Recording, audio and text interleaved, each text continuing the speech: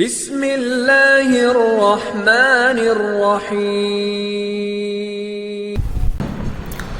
الحمد للہ نحمده ونستعینه ونستغفره ونؤمن به ونتوکل علیہ ونعوذ باللہ من شرور انفسنا ومن سیئات اعمالنا من يهده الله فلا مضل له ومن يضلله فلا هادي له ونشهد أن لا إله إلا الله وحده لا شريك له ونشهد أن سيدنا ومولانا محمدا عبده ورسوله صلى الله عليه وعلى آله وبارك وسلم تسليما كثيرا كثيرا أما بعد فأعوذ بالله من الشيطان الرجيم بسم الله الرحمن الرحيم لو انزلنا هذا القرآن على جبل لرأيته خاشعا متصدعا من خشية الله وتلك الأمثال نضربها للناس لعلهم يتفكرون صدق الله العظيم وقال النبي صلى الله عليه وسلم خيركم من تعلم القرآن وعلمه او کما قال النبی علیہ الصلاۃ والسلام رب اشرح لی صدری ویسر لی امری واحلل عقدۃ من لسانی یفقهوا قولی اللہم صل علی سیدنا مولانا محمد فی اول کلامنا اللہم صل علی سیدنا مولانا محمد فی اوسط کلامنا اللہم صل علی سیدنا مولانا محمد فی آخر کلامنا بلغ العلا بکمالہ کشف الدجا بجمالہ حسنت جمیع خصالہ صلوا علیہ وآلہ۔ معزز سامعین اکرام، بھائیوں، بزرگوں، دوستوں، اللہ تبارک و تعالی مخلوق کی ہدایت کے لیے دنیا میں جو ہدایت کے راستوں کو چنا ہے، جو ہدایت کے راستوں کو منتخب فرمایا ہے، ان راستوں میں سے دو راستے عظیم راستے ہیں۔ ایک راستہ نبیوں کا آنا ہے کہ نبیوں کے ذریعے سے اللہ تبارک و تعالی وقت کی امت کو ہدایت سے نوازتا تھا کہ ہر وقت کا نبی آتا تھا، اپنے امتیوں کو اللہ تبارک و تعالی کے احکامات کی خبر دیتا تھا اور ان کو اللہ تبارک و تعالیٰ کے غضب سے اور غصے سے ڈراتا تھا اور اللہ کی رحمت کی امید دلاتا تھا۔ اور دوسرا راستہ تھا اللہ تبارک و تعالیٰ کی کتاب، جیسے تورات ہے، زبور ہے، انجیل ہے، قرآن مجید ہے، اس کے علاوہ کئی سارے صحیفے ہیں۔ اور اسی طریقے سے معجزے بھی اللہ تبارک و تعالیٰ نبیوں کو دیتا تھا۔ معجزہ بھی ایک ہدایت کا راستہ ہے۔ معجزہ کہتے ہیں، یہ لفظ عجز سے بنا ہوا ہے کہ آدمی کو ماننے پر مجبور کرنے والی چیز کو معجزہ کہتے ہیں۔ جیسے اللہ تبارک و تعالی اللہ کے نبی علیہ السلام کے ذریعے سے ایک معجزے کو ظاہر کیا، جس کو ہم شق القمر کہتے ہیں، یعنی کہ چاند کے دو ٹکڑے ہو جانا۔ اس وقت کے زمانے کے پورے لوگوں نے دیکھا، جن لوگوں نے اس کو دل سے مان لیا وہ ایمان میں داخل ہو گئے۔ ماننے پر مجبور کرنے کا نام معجزہ ہے۔ تو ایسے ہی کئی سارے راستے ہیں، تو ان میں سے یہ تین راستے مائناز ہیں، عظیم ہیں، بڑے ہیں کہ نبیوں کا آنا یہ ہدایت کا ذریعہ ہے۔ نبی کے ساتھ جو کتاب آتی تھی وہ بھی ہدایت کا ذریعہ ہے، اور نبیوں کو جو معجزہ اللہ تعالیٰ دیتا تھا وہ بھی لوگوں کی ہدایت کے لیے ذریعہ تھا۔ اللہ کے نبی علیہ السلام کے انگلیوں سے پانی کا ظاہر ہونا، اور اسی طریقے سے اللہ کے نبی علیہ السلام کے سامنے درخت کا نکل کر سامنے آ جانا، اور اللہ کے نبی علیہ السلام کے لیے کنکریوں کی گواہی دینا، اور اللہ کے نبی علیہ السلام کا ایک ہی رات میں معراج کا سفر کرنا، یہاں سے بیت المقدس کو جانا، اور بیت المقدس سے ساتواں آسمان، پھر ساتوں جنت، اور اسی طریقے سے اللہ تبارک و تعالی تمام جنتوں کی سیر کرایا اور سدرۃ المنتہا پر لے کر گیا۔ یہ ایک ہی رات میں، ایک ہی لمحے میں یہ پورا کام ہو گیا، تو اس کو معجزہ کہتے ہیں۔ ایک تو یہ اب آج جو میں اللہ تبارک و تعالیٰ کے ہدایت کے جو ذریعے ہیں ان میں سے کتاب اللہ کے سلسلے میں بیان کروں گا۔ اللہ تبارک و تعالیٰ تورات، زبور، انجیل، یہ تورات حضرت موسیٰ علیہ السلام کو اللہ نے دیا، زبور حضرت داؤد علیہ السلام کو دیا، انجیل حضرت عیسیٰ علی نبینا و علیہم السلام کو دیا۔ اب یہ کتاب جو 3 کتابیں ہیں یہ اپنی اصلی شکل پر موجود نہیں ہے، اس میں تحریف ہو گئی ہیں، اس میں کئی ساری باتیں اس کے اندر ڈال دی گئی ہیں اور کئی ساری باتیں اس میں سے نکال دی گئی ہیں۔ یہ اس وجہ سے ہوا کہ اللہ نے ان کتابوں کی حفاظت کی ذمہ داری نہیں لیا تھا، اور آخر میں میرے اور آپ کے آقا جناب محمد رسول اللہ صلی اللہ علیہ وسلم پر اللہ نے قرآن مجید کو نازل فرمایا، اور اس قرآن مجید کی ابتدا 40 سال کی عمر میں ہوئی اور 63 سال کی عمر میں یہ قرآن مکمل طور پر نازل ہوا۔ حضرت جبرائیل علیہ السلام آیا کرتے تھے، اللہ کے نبی علیہ السلام کے سامنے آیت کی تلاوت فرماتے، اللہ کے نبی کو وہ قرآن یاد ہو جاتا تھا۔ اللہ کے نبی علیہ السلام جب جبرائیل السلام آتے تھے، سب سے پہلے جیسا کہ تمام لوگوں کو معلوم ہے اقرأ بسم ربک الذی خلق والی آیت پڑھائیں تو اللہ کے نبی حضرت محمد صلی اللہ علیہ وسلم نے فرمایا ما انا بقاری، میں پڑھا ہوا نہیں ہوں، انا امی، میں تو ان پڑھ ہوں، میں کہاں سے پڑھوں۔ حضرت جبرائیل السلام اللہ کے نبی کو معانقہ کرتے ہیں، گھٹ سے دباتے ہیں اور پھر کہتے ہیں کہ اقرأ، اب پڑھو۔ اللہ کے نبی پھر یہی جواب دیتے ہیں کہ ما انا بقاری، میں پڑھا ہوا نہیں ہوں، میں ان پڑھ ہوں۔ پھر اللہ کے نبی علیہ السلام کو حضرت جبرائیل السلام دوبارہ اس طریقے سے دباتے ہیں اور اللہ کے نبی اس انداز کو اور اس کیفیت کو بیان کرتے ہیں کہ اتنی زور سے مجھے دبایا کہ میرا دم گھوٹا جا رہا تھا۔ تو اس وقت اللہ کے نبی علیہ السلام کو تیسری مرتبہ دبا کر حضرت جبرائیل السلام نے کہا اقرأ، تو اس وقت پڑھنے لگے اقرأ بسم ربک الذی خلق۔ تو یہ بڑا واقعہ ہے۔ اس کے بعد 3 سال تک ایک آیت بھی نازل نہیں ہوئی۔ اللہ کے نبی علیہ السلام پر پہلی آیت نازل ہوئی اقرأ بسم ربک الذی خلق، اس کے بعد سے 3 سال تک کوئی آیت نازل نہیں ہوئی۔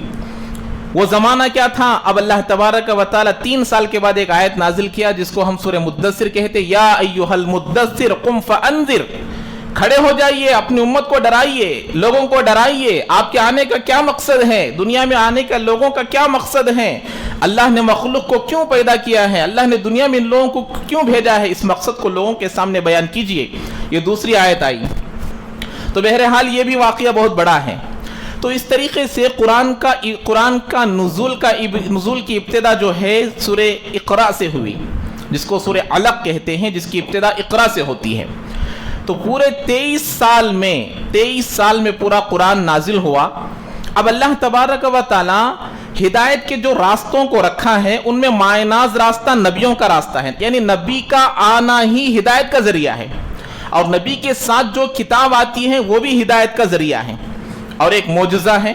تو اللہ تبارک و تعالی ہمارے نبی کو ایک ہی تیر میں 2 نشانے بنا کر دیا تھا۔ جیسے معجزہ الگ ہوتا ہے، کتاب الگ ہوتی ہے، لیکن اللہ کے نبی علیہ السلام کو جتنے معجزے اللہ تعالیٰ دیا تھا ان میں بہترین معجزہ وہ کتاب اللہ ہے۔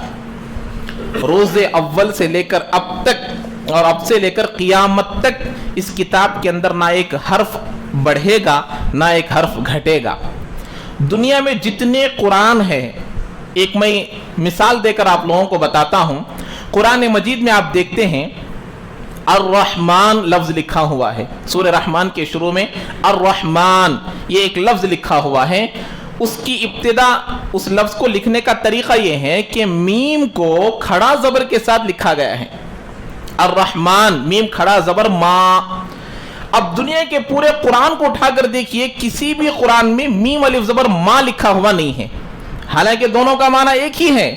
بتانا یہ مقصد ہے کہ رسم الخط جس لکھنے کا طریقہ ہے، اس طریقے کی حفاظت بھی اللہ کر رہے ہیں، کہ کوئی لکھنے والا آج تک الرحمن کو میم الف زبر ما سے نہیں لکھا، بلکہ میم کھڑا زبر ما سے ہی لکھے گا، اور لکھنے کا طریقہ یہی ہے اور روز اول سے ہی چلا آ رہا ہے۔ تو قرآن کی اتنی حفاظت اللہ تبارک و تعالیٰ اپنے ذمے لے لیا ہے۔ تو میرے بھائیوں، اللہ تبارک و تعالیٰ لوگوں کی ہدایت کے لیے قرآن کو نازل فرمایا۔ اللہ نے قرآن مجید میں ارشاد فرمایا ہدی للناس، قرآن کس کے لیے ہے؟ لوگوں کی ہدایت کے لیے ہے. ہدی للمؤمنین یا ہدی للمسلمین یا ہدی للمصلین نہیں کہا اللہ تبارک و تعالی کہ مسلمانوں کے لیے اس میں ہدایت ہے یا نماز پڑھنے والوں کے لیے اس میں ہدایت ہے، نہیں، بلکہ پورے لوگوں کے لیے اللہ نے اس میں ہدایت رکھی ہے. جو آدمی بھی اس کو سچے دل سے پڑھے گا اللہ اس کو ضرور ہدایت سے نوازیں گے. وہ کیا چیز تھی کہ جو اللہ کے نبی علیہ السلام کے سر کو کاٹنے کے لیے نکلا تھا، نعوذ باللہ، اللہ کے نبی کو ختم کرنے کے لیے نکلا تھا، نعوذ باللہ، اللہ کے نبی علیہ السلام کے خون کا پیاسا تھا، وہ جا کر اپنے سر کو حوالے کر آیا. حضرت عمر رضی اللہ تعالیٰ عنہ جیسے صحابی نکلے کہ اللہ کے نبی کو قتل کرنے کے لیے، قرآن کی چند آیتوں کو سنا تو غلام بن کر آ گئے.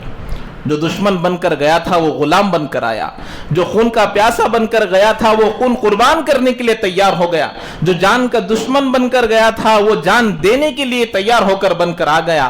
وہ یہی قرآن تھا جس کو آج ہم اور آپ پڑھنے والے ہیں، سننے والے ہیں. تو ایک تو یہ بات ہو گئی.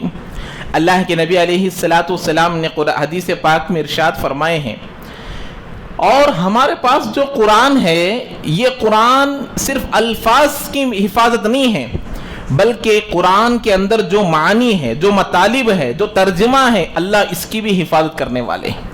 جب جبرائیل صلی اللہ علیہ وسلم آتے تھے قرآن کو لے کر تو اللہ کے نبی علیہ السلام اس کو جلدی پڑھنے لگتے تھے کہ کہیں میں آیت کو بھول نہ جاؤں.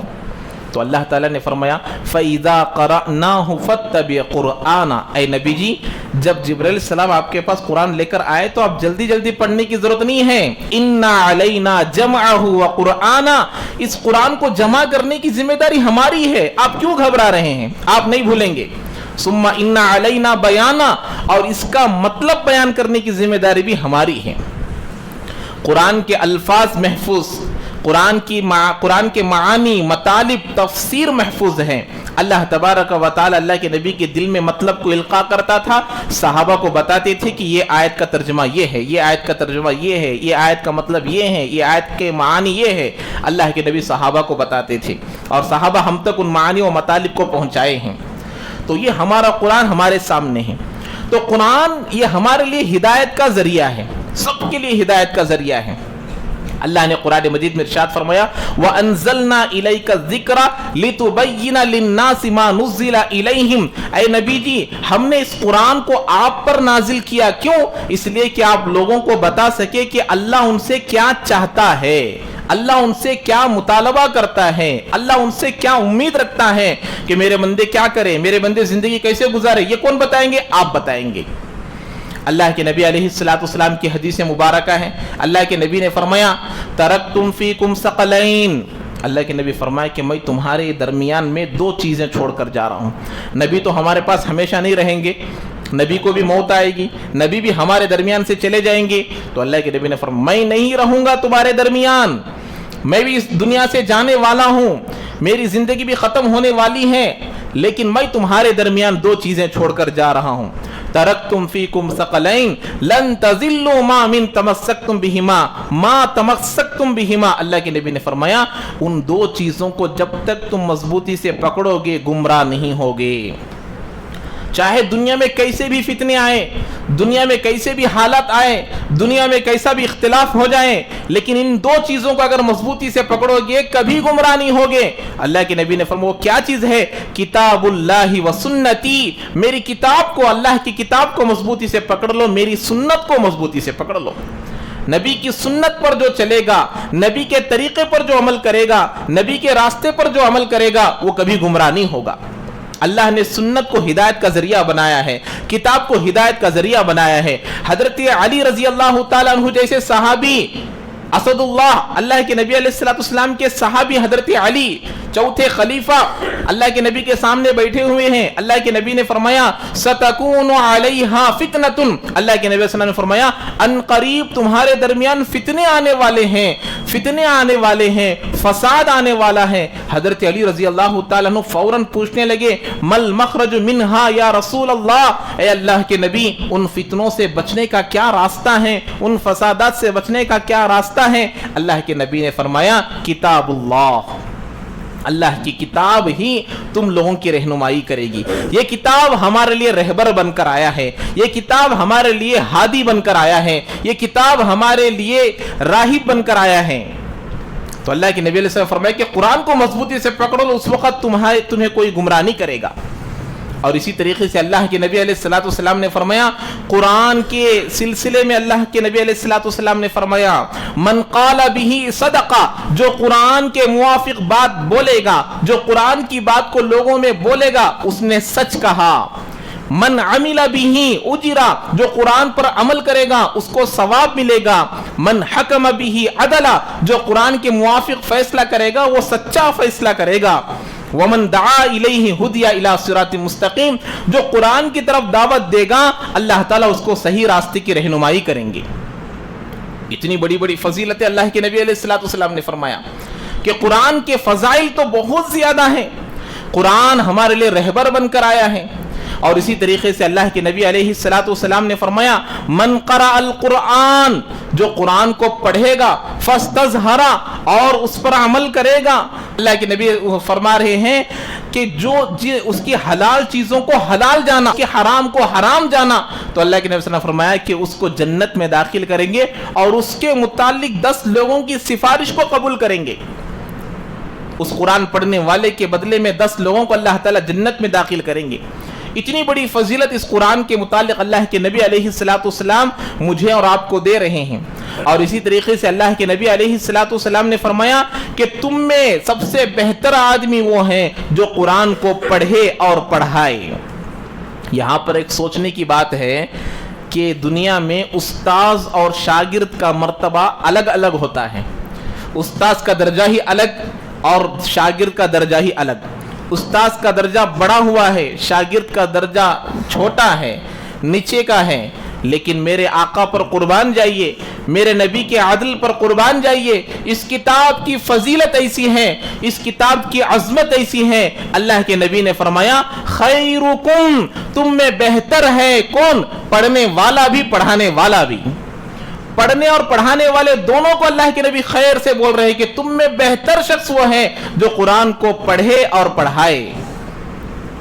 کہ خیرکم من تعلم القرآن وعلمہ, سیکھے اور سکھائے, دونوں کو برابر کا درجہ دیے ہیں. تو قرآن اتنی بڑی عظمت والی کتاب ہے. قرآن ہمارے لیے رہبر بن کر آئی ہے, قرآن ہمارے لیے ایک راہب بن کر آیا ہے. لیکن افسوس آج مسلمانوں کے زندگیوں میں ایسا ہو گیا کہ جو قرآن ہمارے لیے رہبر بن کر آیا تھا, جو قرآن ہمارے لیے آب حیات بن کر آیا تھا, جو قرآن ہمیں ہدایت دینے کے لیے آیا تھا, آج ہم اس قرآن کو مردوں کے ساتھ خاص کر دیا. آج ہم اس قرآن کو گھر کے ٹھنڈی کے ساتھ خاص کر دیا. آج ہم اس قرآن کو دکان کی اوپننگ کے ساتھ خاص کر دیا کہ گھر کے بڑے بڑے لوگوں کو قرآن پڑھنا نہیں آتا. کہ گھر کے اندر جس بچہ, ایک بیٹا ایسا ہے جس کا باپ انتقال کر گیا ہے, اپنے باپ کو آدھا پارا ایک پارا پڑھ کر بخشنے کی طاقت نہیں ہے اور سیکھنے کی کوشش بھی نہیں کرتا. جو قرآن ہمارے لیے آیا تھا ہم مردوں کے ساتھ خاص کر دیے. اللہ کے نبی علیہ السلام پر قرآن میں نازل ہونے والی کتاب میں اللہ نے کیا فرمایا؟ قرآن میں اللہ تعالیٰ فرما رہے ہیں, وَلَتَعْلَمُنَّ نَبَأَهُ بَعْدَ حِينٍ. یہ کتاب پڑھ کر بخشنے والی کتاب نہیں ہے, کہ مرے ہوئے لوگوں کے لیے کتاب نہیں, زندوں کے لیے کتاب ہے. کہ ہم نے سمجھا کہ مرے ہوئے لوگوں کے لیے کتاب ہے. باپ مر گیا ہے تو پڑھو, کسی کا انتقال ہو گیا ہے تو بچوں کو بلاؤ قرآن پڑھو بخشو. نہیں, یہ زندوں کے لیے آب حیات ہے. لوگوں کے لیے جیسا پانی ضروری ہے, لوگوں کے لیے جیسا کھانا ضروری ہے, لوگوں کے لیے جیسے ہوا ضروری ہے, لوگوں کے لیے جیسے سورج ضروری ہے, ایسے ہی قرآن ان کے لیے ضروری ہے. لیکن افسوس کہ مسلمان اس بات کو نہیں جانتا. قرآن کو کیا سمجھے ہیں کہ لڑکیوں کو پڑھاتے ہیں رشتہ طے ہونے کے لیے. کہ رشتہ دیکھنے آنے والے جب پوچھیں گے کہ بچی کیا پڑھی ہوئی ہے تو کہا جاتا ہے کہ بچی قرآن پڑھی ہے. اور وہ قرآن بھی صحیح نہیں, نہ تجوید صحیح ہے, نہ الفاظ صحیح ہیں, نہ مخارج صحیح ہیں. ان کی نیت میں فساد ہے, ان کی نیت میں کھوٹ ہے, جس کی وجہ سے قرآن پورا نہیں سیکھتے.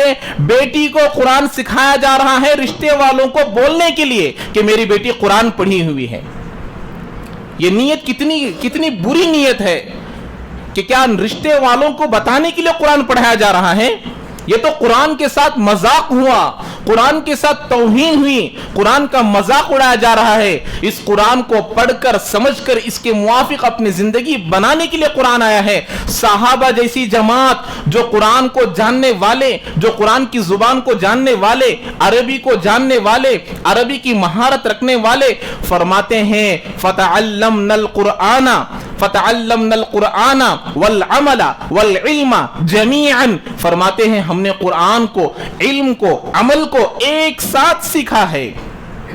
عبداللہ ابن عمر رضی اللہ تعالیٰ عنہ, حضرت عمر رضی اللہ تعالیٰ عنہ کے بیٹے, کیا ان سے بھی زیادہ کوئی عربی جاننے والا ہے؟ کیا ان سے بھی زیادہ کوئی عربی زبان کو بات کرنے والا ہے؟ ایسے صحابی فرماتے ہیں کہ مجھے سورہ بقرہ سیکھنے میں 8 سال لگ گئے. سورہ بقرہ ایک بچے کو مدرسے میں بھیجیں گے 8 سال 6 سال 5 سال کے بچے کو, وہ 2 سے 3 4 مہینے میں سورہ بقرہ یاد کر لے گا. حضرت عبداللہ ابن عمر جیسے صحابی سورہ بقرہ کو یاد کرنے میں 8 سال لگائے. کیوں؟ فتعلمنا القرآن والعلم والعمل جميعا, کہ سورہ بقرہ میں جو آیتیں ہیں اس میں کیا مسائل ہیں, اس میں کیا عمل ہیں, سب کو ایک ساتھ عمل کرتے تھے, جس کی وجہ سے عربی جاننے کے باوجود, عربی بات کرنے کے باوجود سورہ بقرہ کو سیکھنے میں 8 سال لگ گئے. لیکن آج ہم نے اس قرآن کو پیچھے ڈال دیا. قرآن کو بچیوں کو سکھایا جا رہا ہے رشتے کے لیے, اور قرآن کو سکھایا جا رہا ہے مرے ہوئے لوگوں کو بخشنے کے لیے. ہمارے پاس جو تفاسیر ہوتی ہیں, علماء جو تفسیر کرتے ہیں, علماء جو بتاتے ہیں قرآن کے سلسلے میں کہ اللہ کیا بول رہا ہے.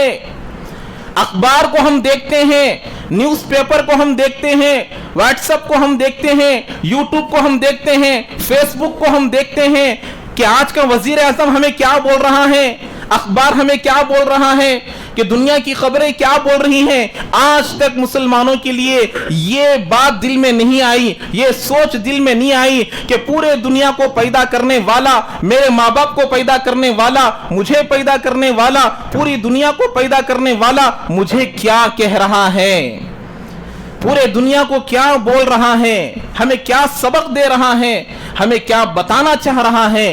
آج تک ہم نے نہیں دیکھا. اللہ تبارک و تعالی زندگی کے پورے احوال اس میں بیان کیے ہیں. ماننے والوں کا کیا انجام ہوگا, نہ ماننے والوں کا کیا انجام ہوگا. ہم لوگ ہر رکعت میں سورہ فاتحہ کو پڑھتے ہیں. پورے قرآن مجید کا خلاصہ اللہ نے قرآن سورہ فاتحہ میں رکھا ہے. اہدنا الصراط المستقیم صراط الذین انعمت علیہم. ہم اللہ سے بول رہے ہیں کہ اے اللہ ہمیں سیدھے راستے پر چلا, ہمیں سیدھے راستے پر چلا, ان لوگوں کے راستے پر جن پر تیرا انعام ہوا, جن پر تیری رحمت تھی, جن کو تو محبت کرتا تھا, جن کو تو چاہتا تھا. ارے اللہ کے بندو وہ کون ہیں جن پر اللہ کا انعام ہوا, جن پر اللہ کا فضل ہوا, جن کو اللہ چاہتا تھا. اب قرآن کو کھول کر دیکھیں گے, قرآن کو سمجھیں گے, تفاسیر میں بیٹھیں گے, ترجمے کے سمجھیں گے, علماء کی صحبت میں رہ کر سمجھیں گے. جب سمجھ میں آئے گا کہ اہدنا الصراط المستقیم سے کیا ہے. ورنہ آدمی کیا سمجھے گا, 5 وقت نماز پڑھنے کو دین سمجھے گا, حج کر آنے کو دین سمجھے گا, زکات دے دینے کو دین سمجھے گا. حالانکہ دین 5 شعبوں کے نام کو ملا کر 100% دین زندگی میں لانا ہے. دین کو سمجھنے کے لیے قرآن ذریعہ ہے, اپنی زندگی کو سنوارنے کے لیے قرآن ذریعہ ہے. لیکن آج اسی قرآن کو ہم نے اپنے پشت کے پیچھے ڈال دیا, اپنے پیٹھ پیچھے ڈال دیا کہ قرآن کو چلو مرنے, جو لوگ انتقال کر گئے ہیں ان کو پڑھ کر بخشو. جو مر گیا اس کا حساب ختم, جو مر گیا اس کی زندگی ختم ہو گئی. میرے لیے قرآن ہے کہ میرے اندر کیا چیزیں ہیں, کیا میں کسی حرام میں مبتلا ہوں, کیا میں جھوٹ بول رہا ہوں, کیا میں حرام کھا رہا ہوں, کیا میں سود کھا رہا ہوں.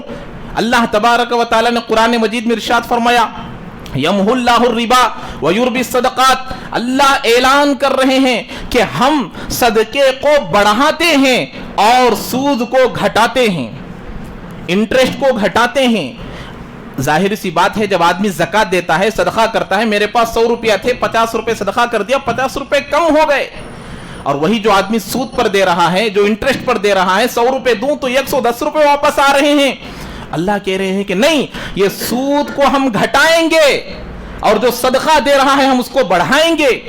یہ عقل میں آنے والی بات نہیں ہے، لیکن جب ہم اس پر عمل کریں گے، جو آدمی سود دے گا، جو آدمی انٹرسٹ پر پیسے دیتا ہے، جو آدمی وڈی لیتا ہے، جو آدمی وڈی پر پیسے دیتا ہے، اللہ کہہ رہے ہیں کہ ہم اس کو گھٹائیں گے اس پیسے کے ساتھ۔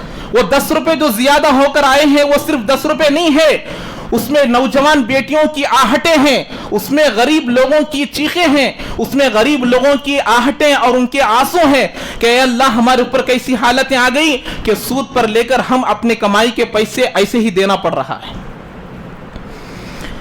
گھر کے اندر پریشانیاں ہیں، کوئی قرضہ دینے کے لیے تیار نہیں ہے، سود پر جا کر لے لیتے ہیں، ان کی آہٹیں، ان کے دل کی دھڑکنیں اللہ کے سامنے گڑ گڑاتی ہیں کہ اللہ کوئی بھی سود لینے والا خوشی سے نہیں دیتا کہ چلو 100 کے بدلے میں 120 دوں گا، 1000 کے بدلے میں 1500 دیں گا، یہ کوئی خوشی سے نہیں دیتا۔ اس میں ان کا ڈر، اس میں ان کا غم، ان کی آہٹیں، ان کی گھر کی حالتیں، تمام چیزیں اس کے ساتھ مل کر آتے ہیں، جس کی وجہ سے اللہ تعالیٰ ان سود لینے والوں کی موتوں کو عبرتناک موت بنا کر دیتا ہے کہ لوگ سب بولتے ہیں کہ بھئی ایسی موت کسی کو نہ آئے، ایسی موت کسی کو نہ آئے۔ وہی اگر کوئی صدقہ دے رہا ہے، کم تو ہو رہا ہے، لیکن اللہ تعالیٰ 1000 میں ہونے والی ضرورتوں کو 500 میں کر کر بتلائیں گے۔ یہ اللہ تبارک و تعالیٰ قرآن میں فرما رہے ہیں کہ ہم صدقے کو بڑھاتے ہیں، برکتیں دیتے ہیں، گھر میں چین، سکون، راحت، اطمینان کی چیزیں دیتے ہیں۔ ایک مسلمان عورت قرضہ مانگنے کے لیے جاتی ہے، کوئی دینے کے لیے تیار نہیں، تو اب وہ سود پر اترتی ہے، یہاں تک کہ بعض لوگ اپنی عزتوں کو بیچنے کے لیے تیار ہو جاتی ہے کہ مسلمان آج قرضہ دینے کے لیے تیار نہیں ہے۔ قرآن کو ہم دیکھنا چاہیے کہ قرآن ہمیں کیا تعلیم دے رہا ہے۔ تو اسی لیے یہ ایک بات نہیں، ایسی کئی ساری چیزیں ہیں۔ اللہ کے نبی علیہ السلام نے فرمایا دھوکہ دینا اسلام میں سے نہیں ہے۔ اللہ کے نبی ایک غلے کے پاس سے گزر رہے تھے، مر علی صبرۃ من الطعام، آج لوگ مسلمان کو دیکھ رہے ہیں، اسلام کو نہیں دیکھ رہے۔ اسلام ایک ایسا باغیچہ ہے جس میں خوشبودار پھول لگے ہوئے ہیں، اس کے اندر بہت ساری خوشنما چیزیں لگی ہوئی ہیں، لیکن آس پاس میں جو بارڈر ہیں، آس پاس میں جو حدود ہیں، وہ مسلمانوں کے اخلاق ہیں، وہ مسلمانوں کا کردار ہے، جس کی وجہ سے دوسرے لوگ اندر نہیں آ پا رہے ہیں۔ اسلام ایسا ہے تو مسلمان کیوں ایسا ہے؟ اسلام ایسا ہے تو عبد الرحمن کیوں ایسا ہے؟ اسلام ایسا ہے تو محمد کیوں ایسا ہے؟ اسلام ایسا ہے تو حسین کیوں ایسا ہے؟ اسلام ایسا ہے تو ابوبکر کیوں ایسا ہے؟ آج یہ سوالات لوگوں میں پیدا ہو رہے ہیں۔ اللہ کے نبی گزر رہے تھے، اناج کا ڈھیر، چاولوں کا ڈھیر، دھان کا ڈھیر، گیہوں کا ڈھیر لگا ہوا تھا۔ اللہ کے نبی وہاں سے گزرے، اپنے ہاتھ کو داخل کیے، فَأَدْخَلَ يَدَهُ فِيهَا، اللہ کے نبی اپنے ہاتھ کو داخل کیے، فَنَالَتْ بَلَلُهُ أَصَابِعًا، اللہ کے نبی علیہ السلام کی انگلیاں تر ہو گئی، کچی ہو گئی۔ اللہ کے نبی نے اس صحابی سے کہا یا صاحب الطعام، اے کھانے کو بیچنے والے، گیہوں کو بیچنے والے، جاری کو بیچنے والے، چاول کو بیچنے والے، کیا بات ہے؟ اندر کچا مال ہے، اوپر سوکھا مال ہے۔ وہ بھی اس زمانے کے آدمی تھے، کہنے لگے اے اللہ کے نبی اصابتہ السماء یا رسول اللہ، کل بارش ہو گئی تھی، آج سورج نکلا ہے، اوپر سوکھا مال ہے، نیچے کچا مال ہے۔ دھوکہ نہیں دے رہے تھے۔ اللہ کے نبی علیہ السلام نے فرمایا افلا جعلتہ فوقہ حتی یرى الناس، اے اللہ کے بندے اس کچے مال کو اوپر کیوں نہیں کیا، اس سوکھے مال کو نیچے کیوں نہیں کیا؟ یہاں تک کہ لوگ اس کو دیکھ لیتے تھے، پسند آتا تو خریدتے اور اگر پسند نہ آتا تو نہ خریدتے۔ اس کے بعد کا جملہ غور سے سنیے، اللہ کے نبی علیہ السلام نے فرمایا من غش فلیس منا، جو دھوکہ دے گا وہ ہم میں سے نہیں ہے، جو دھوکہ دے گا وہ ہم میں سے نہیں ہے۔ دھوکہ دینا اسلام نہیں سکھاتا، دھوکہ دینا ہمارے اسلام کا شعار نہیں ہے۔ دھوکہ دینے کو جائز سمجھنا اس کا ایمان باقی نہیں رہتا۔ حضرت ابو حنیفہ رحمت اللہ علیہ کپڑے کی دکان رکھا کرتے تھے، مغرب سے پہلے دکان بند کر دیتے تھے۔ شاگرد نے پوچھا عشاء تک دکان کھول لیجئے تاکہ نفع زیادہ آ جائے۔ حضرت نے فرمایا ہمارے اس وقت کے زمانے میں ایسے لائٹ نہیں تھے، ایسی روشنی نہیں تھی، چراغ رکھا کرتے تھے۔ حضرت نے فرمایا مغرب کے بعد سورج ڈوب جاتا ہے، مغرب کے بعد اندھیرا ہو جاتا ہے، کئی کپڑے میں کوئی عیب ہو اور میں اس کو اچھی قیمت میں بیچ دوں، مجھے یہ پسند نہیں ہے کہ میں مسلمانوں کو دھوکہ دینے والے میں شامل ہو جاؤں۔ مغرب سے پہلے پہلے دکان کو بند کر دیتے تھے ابو حنیفہ رحمت اللہ علیہ۔ تو دھوکہ دینے والا ہم میں سے نہیں ہے۔ اللہ کے نبی نے یہ نہیں کہا مسلمانوں کو دھوکہ مت دو، اللہ کے بندوں کو دھوکہ مت دو، نہیں کہا اللہ کے نبی، سب کو، چاہے آنے والا اللہ کو مانے چاہے آنے والا اللہ کو نہ مانے، کسی کو بھی دھوکہ نہیں دینا۔ لیکن آج بازار میں جائیے، لوگوں کی زبانوں سے یہ جملہ نکل رہا ہے کہ بھائی یہ داڑھی والے کے پاس کوئی چیز مت لینا، یہ ٹوپی والے کے پاس کوئی چیز مت لینا، یہ مسلمانوں کے پاس کوئی چیز مت لینا، ان کے اندر امانت داری کی کوئی چیز نہیں ہے، ان کے اندر رحم کی کوئی چیز نہیں ہے، یہ سب دھوکہ دینے والے ہیں، یہ سب دھوکہ دینے والے ہیں، یہ مال کو لینے والے ہیں، یہ رشوت لینے والے ہیں، یہ سود لینے والے ہیں۔ ہم نے دین کو چھوڑا، جس کی وجہ سے آج پورے دنیا میں مسلمان بے عزتی کا سبق سن رہے ہیں، بے عزتی چھائی ہوئی ہے، بے عزتی ہمارے سامنے ہے۔ وہ زمانہ یاد کیجئے، وہ زمانہ یاد کیجئے، لاکھوں کلومیٹر، ہزاروں کلومیٹر دور پر ایک امیر سو رہا ہے، ہزاروں کلومیٹر دور میں کھڑا ہوا آدمی نافرمانی کرنے، دھوکہ دینے کے لیے گھبرا رہا ہے کہ کہیں حضرت امیر المؤمنین عمر کو خبر نہ ہو جائے۔ وہ زمانہ ہمارے آنکھوں کے سامنے تھا، اس وقت عزت ہمارے سروں پر تھی۔ اللہ کے نبی علیہ السلام نے فرمایا قیامت کے قریب ایک ایسا زمانہ آنے والا ہے کہ مسلمانوں کی تعداد بہت زیادہ ہوگی، لیکن اس وقت ہر لوگ مسلمانوں پر حملہ کریں گے، ہر لوگ مسلمانوں پر حملہ کریں گے، ہر طرف سے مسلمانوں کو مارا جائے گا، پیٹا جائے گا، ان کی عزتیں لوٹی جائے گی، ان پر حالتیں آئیں گی۔ صحابہ نے پوچھا اللہ کے نبی کیا ان کی تعداد کم ہوگی؟ مسلمان اس وقت کم ہوں گے؟ اللہ کے نبی نے فرمایا نہیں، ان کی تعداد تو بہت زیادہ ہوگی، لیکن ان کی مثال ایسی ہو جائے گی جیسے کہ پانی پر ایک پتا جاتا ہے، بغیر وزن کی جو چیز رہتی ہے ویسے مسلمانوں کی حالت ہو جائے گی۔ اللہ کے نبی کیا وجہ کہ مسلمانوں کی حالت ایسے ہو جائے گی؟ اللہ کے نبی نے فرمایا دو چیزیں ان کے اندر آ جائے گی جس کی وجہ سے یہ حالت ہو جائے گی۔ ہر آدمی کے اندر مال کی محبت بڑھ جائے گی اور موت سے ہر آدمی ڈرنے لگے گا، جس کی وجہ سے ان کی حالت ہو جائے گی کہ موت کا ڈر، کہ مرنا نہیں ہے، کسی کو ایسا سمجھے گا آدمی، حالانکہ ہر ایک کو مرنا ہے۔ تو میرے بھائیوں، قرآن کو سمجھنا ہے اور قرآن کے موافق زندگی گزارنا ہے۔ اپنے بچوں کو خود بھی قرآن کو سیکھنے کی کوشش کرنا ہے۔ کوئی آدمی قرآن کو سیکھتے سیکھتے سیکھتے مر گیا، اللہ قرآن پڑھنے والوں میں اس کو اٹھائے گا۔ اللہ نے قرآن مجید میں فرمایا من یخرج من بیتہ مہاجرا الی اللہ ورسولہ ثم یدرکہ الموت فقد وقع اجرہ علی اللہ، جو بندہ کسی نیک کام سے اللہ کے اپنے گھر سے نکلتا ہے یا کوئی نیک کام کرتا ہے، وہ نیک کام کرنے سے پہلے مر گیا تو اللہ تعالیٰ اس نیک کام کے کرنے والوں کے ساتھ اس کو اٹھائیں گے۔ تو اسی لیے میرے بھائیوں، بڑے لوگ بھی، بوڑھے لوگ بھی، سب لوگ سیکھ سکتے ہیں۔ ہمارے مدرسے میں 50 سال 60 سال کی مستورات آ کر سیکھ رہے ہیں، جن کو اردو بولنا نہیں آتا وہ آ کر سیکھ رہے ہیں۔ تو قرآن کو اپنے بچوں کو بھی مکاتب کو بھیجیں۔ 500 گھر ہے، مدینہ مسجد اور ہمارے مسجد میں ملا کر 40 سے 50 بچے پڑھ رہے ہیں۔ کتنے لوگوں کو قرآن آتا ہے، کتنے لوگوں کو قرآن نہیں آتا ہے، ہم لوگ خود جائزہ لینا چاہیے۔ اللہ تعالی ہم تمام کو قرآن کے موافق زندگی گزارنے کی توفیق نصیب فرمائے۔ جو حضرات سنت نہیں پڑھے سنت ادا فرما لیں۔